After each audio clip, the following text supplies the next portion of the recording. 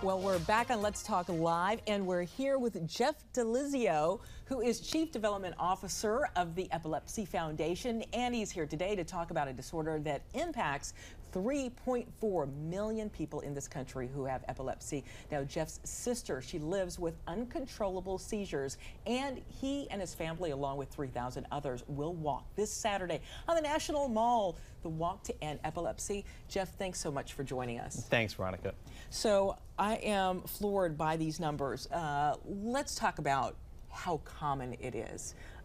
Is it where you could say 1 in every 50 people? So in the United States, 1 in 10 people will experience a seizure at some point in their lifetime. It's that high. It's that high. 1 in 26 will develop epilepsy, and that is over 3.4 million people in the United States that have epilepsy. So that's fairly common. It's one of the most common brain disorders out there. It's actually double the amount of cystic fibrosis, muscular dystrophy, multiple sclerosis, and cerebral palsy combined. Oh my gosh. Okay, so in terms of cures, how many different varieties of cures are there? And then we'll double back and talk about how to get diagnosed and how do you figure out what's the best form of medication. So there's a lot of therapies out there that can help. We have not found a cure for epilepsy yet. But there are a variety of medications and combinations of meds, as well as therapies, like device implants and other surgical options that can either limit or make a person seizure-free for a period of time or for the rest of their life. But we actually haven't found a way to actually cure epilepsy yet. Right, there's so much about the brain that we don't know. Right. But you yourself, you were exposed to epilepsy at a very early age. Yes, my sister, my younger sister, had her first seizure at 6 years old. It was a general tonic-clonic, which in layman's terms is like a grand mal seizure. It's the one where there's a lot of convulsions. We tried everything on the market, and as she grew older, the seizures got worse, and now she has, on average, about 30 seizures every single day of her life.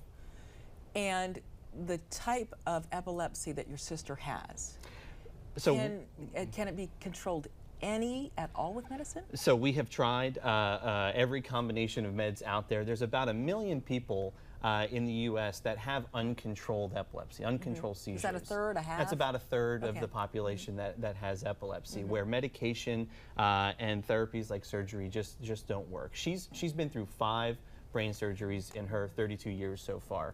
And those brain surgeries, again, since this is something that impacts the brain, it's neurological. Yes. The idea is to try and change the pathways in the brain. That's right. So a seizure is an abnormal burst of electricity in your brain.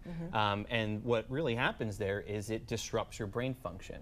So what we're trying to do is figure out why that happens and how to alleviate that, how to redirect, how to get rid of that electrical burst. And it's something that we work with researchers, we work with universities and researchers and companies across the country and across the world. Any new research coming along? There's a lot of interesting tech advances that we're starting to see. We're talking with Amazon to see if there's other AI and big data implications that we can use to find other sources and use metadata. So there's a lot of interesting things happening now that technology is really catching up in the medical world. That is at least promising. There is hope. Okay, so your sister is all the way over here on this side of the scale with seizures. Of course, folks can get diagnosed. Sure. I would think relatively easily, right? Sure. With a couple of tests. Sure. So I think one of the things to remember is there are a lot of different types of seizures, and you can have the very visible seizures that you saw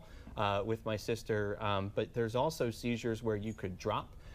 So it's like the brain flicks a switch, or it's an absence seizure. So you just kind of stare and go off into space. But this walk that's going on Saturday, National Mall. Yep. Okay. All about raising awareness, raising funds, making people aware of just how many people are impacted by epilepsy across the U.S., across the world. We're thrilled. I mean, this is an event that celebrates our walking warriors out there in the DMV and beyond. We have people coming from across the country.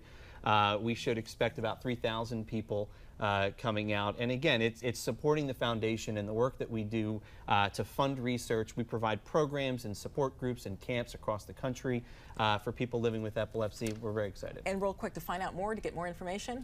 Go to epilepsy.com, go to walktoendepilepsy.org. You'll find everything you need there. Jeff, thank you so very Thanks, much. Veronica. All right, we've got more LTI.